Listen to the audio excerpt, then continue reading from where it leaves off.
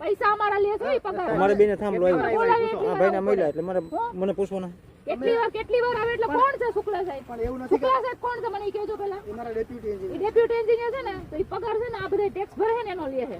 એ જેટલી વાર બોલાવે એટલી વાર આવવું પડે ને. નમસ્કાર દર્શક મિત્રો, મહામંથન મંતવ્ય ન્યૂઝમાં આપનું સ્વાગત છે.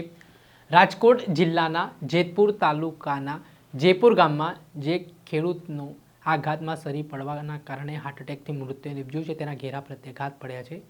આ ખેડૂતની જમીન પર જેટકો કંપની દ્વારા વીજ થાંભલો ઊભો કરવામાં આવી રહ્યો હતો, જેમાં ખેડૂતે આ બાબતે નારાજગી દર્શાવી હતી. તેમનો વિરોધ હતો. યોગ્ય વળતર પણ તેમને ચૂકવવામાં આવતું ન હોય તેવા આક્ષેપો ખેડૂતના હતા અને તેના કારણે તેમના હાર્ટ એટેકથી મૃત્યુ નિપજી ગયું. આને લઈને આમ આદમી પાર્ટીના નેતાઓ લડી લેવાના મૂડમાં દેખાઈ રહ્યા છે. આ ઘટનાના સંદર્ભમાં વિસાવદરના ધારાસભ્ય ગોપાલ ઇટાલિયા સાથે જ પાટીદાર સમાજના મહિલા નેતા જિગીષા પટેલ છે તે આજે મૃતક ખેડૂત છે તેમના પરિવારને સાંત્વના આપવા માટે પહોંચ્યા હતા. ત્યારે જિગીષા પટેલ છે તે સ્થળ છે જે ખેતર આવેલું છે ત્યાં પણ પહોંચ્યા, જ્યાં વીજ કંપનીની ટીમ દ્વારા જે સર્વે કરવામાં આવી રહ્યું છે તે મામલે તેમણે કેટલાક સવાલ ઉઠાવીને થોડાક સમય માટે બોલાચાલીના દ્રશ્ય પણ સામે આવ્યા છે, જેમાં જિગીષા પટેલ છે તેઓએ સણસણતા સવાલો કર્યાને સાથે તેઓ જે ખેતર આવેલું છે તે ખેતરમાં જમીન પર જ બેસી ગયા. એ સમગ્ર ઘટનાનો વિડીયો સામે આવ્યો છે, જેમાં જિગીષા પટેલે શું વાત કહી તે સાંભળો. એને આપી દે એટલું આમને આપી દે, કાલે ઉઠીને આવા બીજા 10 ખેડૂત આરટીઆઈ કરશે. આને જેટલું છે એટલું જેને હશે તમને ખબર છે કે મને ખબર છે. આ ભાઈને જેટલું છે, આ રસિકભાઈ ને જેટલું અહીંયા એમનું કપાય છે એટલું જ એમને છે, એટલી તમને ખબર છે કે નથી? મને ખબર છે. 49 મીટર છે. 188 એમને એવું કઈ આપી દીધું વળતર હમણાં પણ આવે છે ને. એ ભાઈ વાત કરી હોય સાહેબ તો જ કહેતા, નકર તો એમને તો કોઈ ખોટું તો ન બોલે ને એમ. હું ક્યાં ના પાડું છું? હજી તમે છે ને તમારા શબ્દોમાં છે ને ફેરફાર છે. હું તમને કહું હું ફેરફાર છે હું તમને સમજાવું. તમે એમ કહો છો કે એને જેટલું મળશે ને એટલું આને મળશે, પણ હવે એને ઈ નહીં મળે જેટલું રોડ એને કીધું તું નહીં. બરાબર? હું કામ? કારણ કે આ ભાઈ અહીંયા વિરોધ કર્યો, ઓલા ભાઈ એને સાથ આપ્યો. વાંધો આ છે.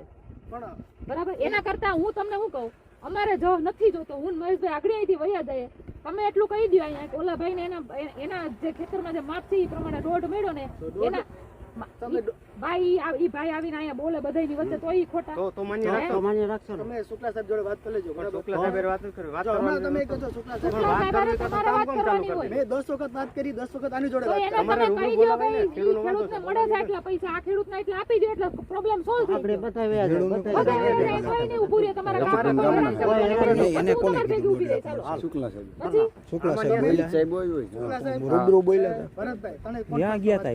કોન્ફરન્સ તમને એક તો અટકાવવાનું ફોનમાં વાત થઈ છે. કેટલી વખત આવીને મળી વાત કરી લો ને. તમે ગયા હતા, હું તમને પૂછવાનું છું તમને થાંભલા કેટલા મળે, મને કેટલા મળ્યા? ભાઈ પૈસા અમારા લે છે પગાર. અમારે બેને થાંભલો આવ્યો આ ભાઈના મહિલા એટલે મને પૂછવાના કેટલી વાર આવે એટલે કોણ છે શુક્લા સાહેબ? પણ એવું નથી. શુક્લા સાહેબ કોણ છે મને કહેજો પહેલા. અમારા ડેપ્યુટી એન્જિનિયર છે ને તો એ પગાર છે ને આ બધા ટેક્સ ભરે ને એનો લે છે. એ જેટલી વાર બોલાવે એટલી વાર આવવું પડે ને. અહીંયા આવ્યા કેટલી વાર ઈ કયો પહેલા? એટલી વાર ન કરતા કોઈ. કેટલી વાર અહીં નથી આવ્યા તો કેમ કહો છો કે આવે છે એમ? ઓલરેડી ઈ અત્યારે બીજી સાઈડ ઉપર છે. એવું નથી સાઈડ ઉપર ઊભું રાખવું પડે. કામ ઊભું રાખવું પડે. હા ઊભું જ રાખવું પડે. બીજું કઈ નહીં. ટેક્સ અમે ભરીએ છીએ, પગાર એનો લેવાય છે. પણ અમે કઈ એટલી વાર આવવું પડે. અમે એમ કે નો આવે નહીં આવે ને ક્યાં હું કામ આવે ને કેટલી વાર આવે ને ના આવે એમ નથી કીધું મેં. ઈ કરતા જ નહીં. કેટલી વાર આવે એમ કીધું. બરાબર? કેટલી વાર લઈ લીધો તમે? ઓલરેડી તમે શુક્લા સાહેબ ને કેટલી વાર લઈ વઈ ગયો? તમે દેખાય એકલી વાર અહીંયા આ તો મહેશભાઈ હારાથી એમ કે આપણે શુક્લાભાઈ મળી આવીએ, બાકી શુક્લા સાહેબ ને આયા જ આવવું પડે. તમને 7 વાર કામ ઉભું રાખવાનું કીધું કે શુક્લા સાહેબ વાત નો થાય. તમે ઉભું રાખો તો ઉભું કેમ નથી રાખો? આ ખેડૂતના બાપની જાગીર હોય ને ખેડૂતનું બીજું કોઈ તમે કીધું શુક્લા સાહેબ વાત શુક્લા અમે કીધું નથી વાત. અમે કીધું ખાલી મરચી ટ્રાન્સફર કરી નાખો, ઘઉં થઈ ગયા મરચી કરી નાખો તો વળતર મળે તો તમારે ખીચા ના દેવાતા. એક તો તમે તમારા ખીચા ભરવા નવરા નથી થતા. ખેડૂતમાંથી ને તમે કટકી કરો. અરજી કર દો, અમે અમારા ખીચા ભરતા હોય તો તમે અરજી કર દો. અરજી કર દો નહીં, આ તમારી લાઈન જાતી છે. એલિગેશન ના લગાડો. લાગે આ લાઈન જોઈ લો તમે, આ સીધી લાઈન હતી, આ કેમ લાઈન આ ગઈ એક બાજુ? બધાને ખબર છે આ લાઈન કેમ એક બાજુ ગઈ? આ તમારો દુશ્મન જવાબ આપી દો ને મને ખાલી. હું એ જ કહું છું. આ રૂપા લિખિતમાં માંગી લો, મેં લિખિતમાં જવાબ આપી ખેતરમાં લીધો તમે. આના ખેતરનો નહોતો તો હું કામ તમે બધું ઉભા રહ્યો. તમારે લેખિતમાં જોયું છે ને, તમે સર્વે કરવા આવ્યા તો લેખિતમાં આપ્યું તું આને? આપ્યું તું આને? આપ્યું તું આને? મને ખાલી એટલું કહી દો. વાકેનામાં જવાબ આપો. લેખિતમાં આપ્યું તું. અત્યારે અમારે કરવાનું એટલે બધું લેખિતમાં આપવાનું. હે કાંઈ વાત જ થાય છે ઈ કહે છે ને લેખિતમાં આપવાનું બધું અમારે કામ કરવા આવ્યા આડી વાત ન નાખો. મારે ખાલી એક જ જો વસ્તુ છે, આ ભાઈને જેટલું વળતર મળ્યું છે, જે ભાઈ બોલે છે કે આટલા મને 1.5 લાખ રૂપિયા મળ્યા, એ પ્રમાણે તમારાનું કરવાનું થાય છે તો અમે વયા જાય અહીંથી. બાકી કામ રોકાશે અહીંયા. કામ તમે બાકી કામ રોકાશે અહીંયા. લીગલી કામ નથી કરતા. લાઈન આવતી હતી, લાઈન તો એક સાંભળો એક સાઈડમાં તમે વાત જે કરવી ને એ વ્યવહારિક વાત કરો. વ્યવહારિક જ વાત છે ભાઈ. બીજો ક્યારની વ્યવહારિક જ વાત કરીએ તો અમે અહીંયા બેન 10 વાગ્યાથી જ છીએ. હો, વ્યવહારિક જ તમને વાત કરીએ છીએ. વ્યવહાર સિવાયની બીજી વાત જ નથી કરતા અમે. તમને અહીંયા સપોર્ટ કરવા જાય છે. સર્વે મારી વાત સાંભળો. સર્વે કરવા આવ્યા હતા, તમે ખેડૂતને બોલાવ્યા હતા, નહોતા બોલાવ્યા? એના માટે વાત તો કરી તમને. નહોતા બોલાવ્યા? તો તમે લેખિતની વાત સર્વે કરવાનો જ નથી આવતો ત્યાં ક્યાં કહેવાની જરૂર? લેખિતની વાત જ ન કરતા. પણ એને તો પછી. કીધું જાઓ જાઓ કરો ચાલુ. કેટલીક વખત વાત કરવાની હોય કરો ચાલુ. હવે જોઈએ આવે છે ભાઈ ત્યારે વાત કરો. ચાલુ રાખો, કામ ભલે ચાલુ. તમને યાર કોઓપરેટિવલી કરી તો કોઓપરેટિવલી એમને નહીં, એને દર વખતે ફરે છે. સીધી વાત છે, દર વખતે બોલી ફરે છે. કેટલી વખત વાત કરે છે તમને? એક ને એક વસ્તુ કરી કઈ જે વળતર આને મળ્યું છે, ઈ વળતર તમે આને આપી દો એટલે અમે અહીંથી વયા જાય. કહી દઉં છું તમને, ત્યાં સુધી તો કહી દીધું. બોલું તો છું હું 10 વખત તો બોલ્યો કે એને જે મળશે બરાબર એના જ હિસાબ એના 50 એને જે નક્કી થયું છે ઈ એકની એક વાત કેટલી વાર બોલી? એને જે નક્કી થયું છે એ એની વાત આવીને છે. ભાઈ અહીંયા કહે એ તો માન્ય રહે ને. જે ભાઈ એવા છે એ ભાઈ અહીંયા આવીને એમ કે મને 1.5 મળ્યા, એ તો માન્ય રહે ઈ ને. તો માન્ય રહે ને, બધાની વચ્ચે આવી ગઈ તો બોલવું પડે ને.